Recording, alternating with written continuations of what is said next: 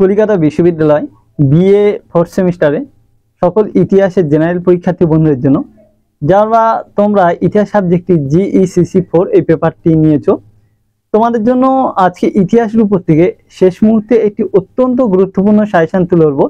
যে প্রশ্নগুলো খুব গুরুত্বের দাবি রাখে সেই প্রশ্নগুলো তোমাদেরকে বলে দিচ্ছি, তোমরা শেষ মুহূর্তে এই প্রশ্নগুলো শুনে নাও এবং এই প্রশ্নগুলো তোমরা ভালো করে তৈরি করে নেবে। যদি কোনো কারোর তৈরি করা না থাকে তাহলে অবশ্যই করে তোমরা মোটামুটি কনসেপ্টটা নিয়ে নাও যাতে লিখতে পারো, কারণ এখান থেকে প্রশ্ন কিন্তু তোমাদের আসবে। তো সেই জন্য তোমাদেরকে প্রশ্নগুলোকে জানিয়ে দিচ্ছি, তোমরা প্রশ্নগুলো নোট ডাউন করে নাও এবং করা আছে কিনা একবার দেখে নাও, কারণ এই প্রশ্নগুলো কিন্তু পরীক্ষা আসতে চলেছে। তো আমাদের ইতিহাসের উপরে যে টোটাল সাজেশনটা, এই সাজেশনগুলোকে আমরা মোটামুটিভাবে দুটো ভাগে ভাগ করে নিয়েছি। একটা ফার্স্ট চয়েসের সাজেশন, একটা সেকেন্ড চয়েসের সাজেশন। ফার্স্ট চয়েসের মধ্যে যে সাজেশনগুলো অত্যন্ত গুরুত্বপূর্ণ সেইগুলো শুধু রাখা হয়েছে, তাই এই প্রশ্নগুলো ভালো করে করলে কিন্তু প্রশ্ন তোমরা এখান থেকে কমন পেয়ে যাবে। কিন্তু তাও তোমাদের সাপোর্টিং সেকেন্ড চয়েসের প্রশ্নগুলো মোটামুটিভাবে কনসেপ্টটা নিয়ে নেওয়া উচিত, কারণ প্রশ্ন যদি কোনো কারণে কঠিন হয় তাহলে কিন্তু ওখান থেকে আসবে। তো চলো দেখে নিই। তার আগে বলবো যারা চ্যানেল নতুন এখনো চ্যানেলটি সাবস্ক্রাইব করেনি, অবশ্যই তারা চ্যানেলের সঙ্গে যুক্ত থেকো, সাবস্ক্রাইব করে নাও। আর কি কি প্রশ্ন বলছি এবারে একটু শুনে নাও। তোমাদের খাতা কলম এইগুলো নিয়ে নিতে হবে, কারণ আগে আমি লিখিত দিয়েছিলাম, এখন কিন্তু মুখে বলে দেবো, তোমাদেরকে শুনে নিতে হবে। প্রথম প্রশ্ন যেটা তোমাদের করা দরকার, অবশিল্পায়ন বলতে কি বোঝো? দেশীয় বস্ত্রশিল্পের ধ্বংসের কারণ লেখো। প্রথম এই প্রশ্নটি ভালো করে করবে, অবশিল্পায়ন বলতে কি বোঝো? দেশীয় বস্ত্রশিল্পের ধ্বংসের কারণ লেখো। দ্বিতীয় প্রশ্ন, 1857 সালে মহাবিদ্রোহের কারণ, প্রকৃতি ও তাৎপর্য লেখো। খুব ভালো করে তোমরা প্রশ্নটি তৈরি করবে, কারণ কিন্তু এই প্রশ্নটা থেকে কিন্তু যে কোনো একটা কারণ দিতে পারে, প্রকৃতি দিতে পারে, তাৎপর্য দিতে পারে, দুটো একসঙ্গে দিয়ে দিতে পারে, ভেঙে 5 এরকম করে দিতে পারে। তো তোমাদের সেই মতো কিন্তু প্রশ্নটি তৈরি করতে হবে। খুব গুরুত্বপূর্ণ প্রশ্ন, ভালো করে দেখবে। 3 নম্বর, 1885 সালে জাতীয় কংগ্রেসের উদ্ভবে রাজনৈতিক ও সামাজিক প্রেক্ষাপট আলোচনা করো বা পটভূমি আলোচনা করো, এইভাবে দিতে পারে। প্রশ্নটি খুবই গুরুত্বপূর্ণ, ভালো করে কিন্তু তোমরা তৈরি করবে। তারপরে প্রশ্ন আছে, ভারতীয় স্বাধীনতা আন্দোলনে মহাত্মা গান্ধীর উত্থান আলোচনা করো। এটাও সেম তোমাদের খুবই গুরুত্বপূর্ণ প্রশ্নের দাবি রাখে, এটাও তোমরা ভালো করে তৈরি করবে। তারপরে প্রশ্ন, ভারতের সংবিধান সভার কার্যাবলী সংক্ষেপে আলোচনা করো। তারপরে এই প্রশ্নটি ভালো করে করবে, এটাও খুব গুরুত্বপূর্ণ, সংবিধান সভার কার্যাবলী।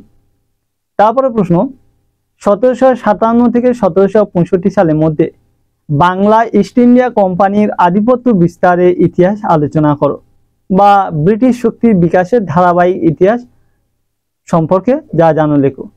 এই প্রশ্নটিও তোমাদের খুব ভালো করে কিন্তু তৈরি করতে হবে। কি কি বললাম?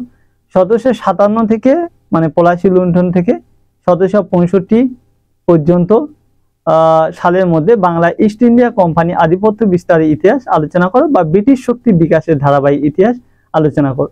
খুব ভালো করে প্রশ্নটি তৈরি করবে। তারপরে প্রশ্ন, বাংলায় শিক্ষা ও সমাজ সংস্কার আন্দোলনে রাজা রামমোহন রায়ের কৃতিত্বের মূল্যায়ন করো। এর সঙ্গে অল্টারনেটিভ একটা দেয়, বাংলা সমাজ সংস্কার আন্দোলনে বিদ্যাসাগরের অবদান আলোচনা করো। অর্থাৎ রাজা সমাজ সংস্কার আন্দোলনে রামমোহন রায় আর বিদ্যাসাগর দুটো খুব ভালো করে করবে। দুটো থেকে প্রশ্ন কিন্তু একটি প্রায় সময় ওরা কিন্তু দিয়ে থাকে, তাই তোমাদেরকে ভালো করে তৈরি করতে হবে। এইবারে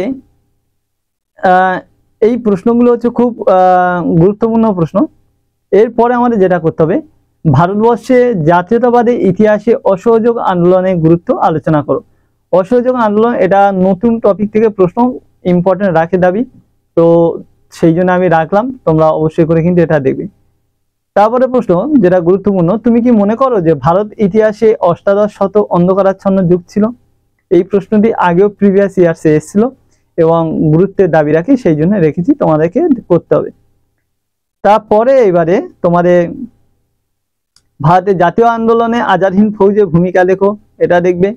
বাংলাদেশে বঙ্গভঙ্গ বিরোধী স্বদেশী আন্দোলনের সংক্ষিপ্ত পরিচয় দাও, এটা দেখবে।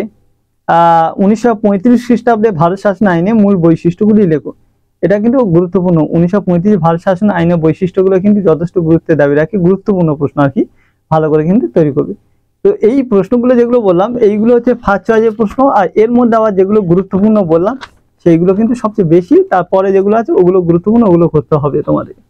এবার সেকেন্ড চয়েস, এই ফার্স্ট চয়েসের প্রশ্নগুলো করলেই তোমরা কমন পেয়ে যাবে, কোনো অসুবিধা হবে না, ওখান থেকে প্রশ্ন এসে যাবে, এটা আমি বলে দিচ্ছি। কিন্তু তাও আমি তোমাদের সেকেন্ড চয়েসের প্রশ্ন দিয়ে যাচ্ছি, সাপোর্টিং প্রশ্ন। যারা বেশি করে পড়তে চাও তারা অবশ্যই এই প্রশ্নগুলোকে দেখে রাখবে। 1885 থেকে 1905 খ্রিস্টাব্দ পর্যন্ত জাতীয় কংগ্রেসের কার্যাবলী সংক্ষিপ্ত পরিচয় দাও। এই প্রশ্নটি দেখবে। দ্বিতীয় প্রশ্ন, আইন অমান্য আন্দোলনে সংক্ষিপ্ত পরিচয় দাও। তারপরে এই প্রশ্নটি দেখবে। 3 নম্বর প্রশ্ন, 1942 খ্রিস্টাব্দে ভারত ছাড়ো আন্দোলনের কারণ বা পটভূমি আলোচনা করো, তার সঙ্গে তাৎপর্যটা দেখে রাখবে। তারপরে প্রশ্ন হচ্ছে 4, ক্রিপস মিশন কেন ভারতবর্ষে এসেছিল, ক্রিপস প্রস্তাবের বিষয়বস্তু কি ছিল, তারপরে এই প্রশ্নটি দেখে রাখবে। 5 দাগে, আলিগড় আন্দোলন কেন শুরু হয়েছিল, এই আন্দোলনে স্যার সৈয়দ আহমদ খানের ভূমিকা আলোচনা করো, তারপরে এই প্রশ্নটি দেখবে। 6 দাগে, 1946 খ্রিস্টাব্দে নৌ বিদ্রোহের সংক্ষিপ্ত পরিচয় দাও, তারপরে এই প্রশ্নটি দেখবে। এটা তোমার 5 আকারেও দিতে পারে। ভারতের সংবিধানের প্রধান বৈশিষ্ট্যগুলি লেখো, এটাও তোমাদের 5 আকারেও আসে, এটাও দেখে রাখবে। তো তোমাদের এই কটা হচ্ছে সেকেন্ড চয়েস। সেকেন্ড চয়েসে যে প্রশ্নগুলো বললাম একটা জিনিস বলে দিই, এগুলো যে 10 আকারে আসবে এমন কোনো নয়, এইগুলো করে রাখলে কিন্তু তোমরা উপকার পাবে। এইগুলো থেকে 5 আকারে কিন্তু প্রশ্ন এসে থাকে। এই যেমন নৌ বিদ্রোহ, সংবিধানের প্রধান বৈশিষ্ট্য, ঠিক আছে, ক্রিপস মিশন কেন ভারতে এসেছিল, এইগুলো কিন্তু বহুবার কিন্তু 5 আকারে কিন্তু এসেছিল এবং আসে।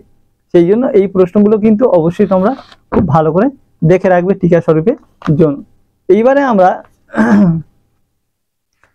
5 নম্বরে তোমাদের কিছু প্রশ্ন আমরা আলোচনা করব, গুরুত্বপূর্ণ যেগুলো।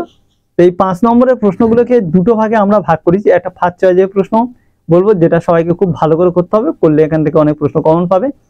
আর বাকি তারপরে আমাদের থাকে যেগুলো নিখুঁত প্রশ্ন, অর্থাৎ আমি অধ্যায় ধরে ধরে কিছু প্রশ্ন বলবো, প্রত্যেকটা অধ্যায় থেকে কি কি প্রশ্ন করলে চোখ বুঝে সমস্ত প্রশ্ন কমন পাবে সেই প্রশ্নগুলো।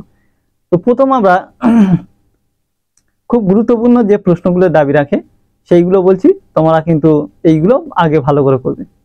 প্রথম প্রশ্ন, উডের ডেসপ্যাচ টিকা লেখো। দ্বিতীয় প্রশ্ন, খিলাফত আন্দোলনের ওপর টিকা লেখো।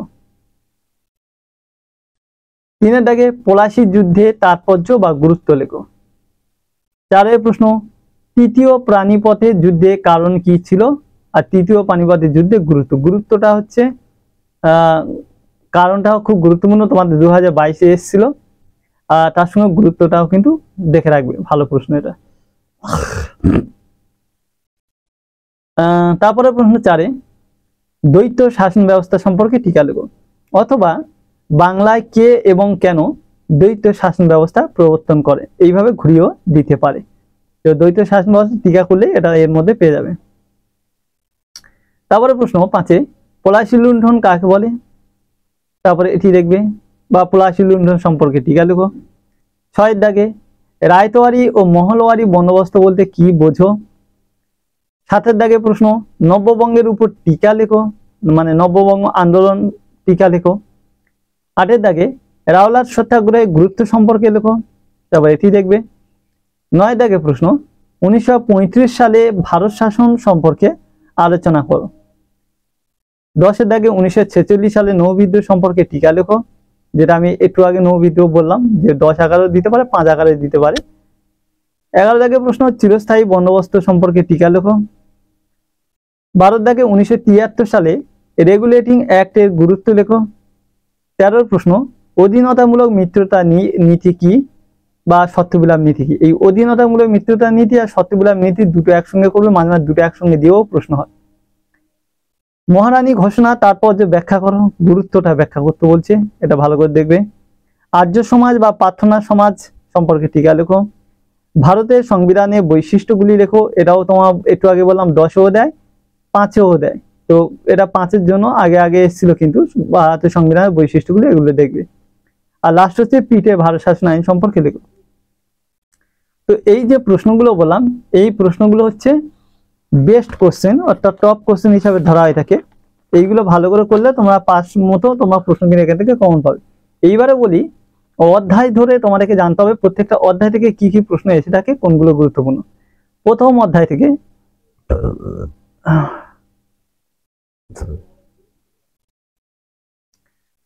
থেকে প্রথম প্রশ্ন, পলাশী যুদ্ধের কারণ বা পটভূমি লেখো বা পলাশী লুণ্ঠন কাকে বলে এটা দেখবে। দ্বিতীয় প্রশ্ন, বক্সার যুদ্ধে ফলাফল বা গুরুত্ব লেখো। তৃতীয় প্রশ্ন, 1773 সালে রেগুলেটিং অ্যাক্টের গুরুত্ব পর্যালোচনা করো। চতুর্থ প্রশ্ন, 1761 খ্রিস্টাব্দে তৃতীয় পানিপথের যুদ্ধে গুরুত্ব এবং কারণ। তৃতীয় পানিপথের যুদ্ধ অবশ্যই কারণ গুরুত্ব খুব গুরুত্বপূর্ণ বলে দিয়েছি।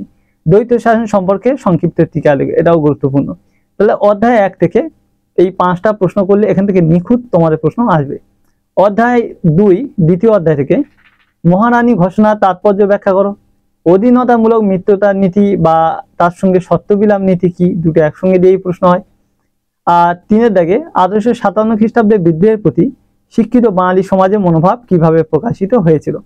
এগুলো একটু অতিরিক্ত প্রশ্ন বাট গুরুত্বপূর্ণ দাবি রাখে, এই জন্য তোমাদেরকে বলে দিচ্ছি। 3 নম্বর অধ্যায় থেকে সম্পদের নির্গমন সম্পর্কে টিকা লেখো। রায়তোয়ারি বন্দোবস্তের বৈশিষ্ট্যগুলি লেখো। 3-এর দাগে চিরস্থায়ী বন্দোবস্ত বলতে কি বোঝো, এর ফলাফল লেখো। 4-এর দাগে একশালা বন্দোবস্ত, 5 শালা বন্দোবস্ত আর সূর্যাস্ত আইন, এই 3টে একশালা 5 শালা সূর্যাস্ত আইন, মানে যেটা 10 শালা পরেই সূর্যাস্ত আইন চালু হয়ে যাচ্ছে, এই কটা সম্পর্কে অবশ্যই নিতে হবে, এখান থেকে প্রশ্ন দিতে পারে।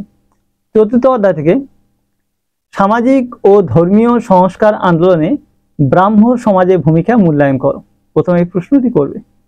দ্বিতীয় প্রশ্ন, আর্য সমাজ বা প্রার্থনা সমাজের উপরে সংক্ষিপ্ত টিকা লেখো, তারপরে এই প্রশ্নটি দেখবে। 3-এর দাগে দক্ষিণ ভারতের সমাজ সংস্কার আন্দোলনে বীরসালিঙ্গম পান্তুলুর ভূমিকা লেখো।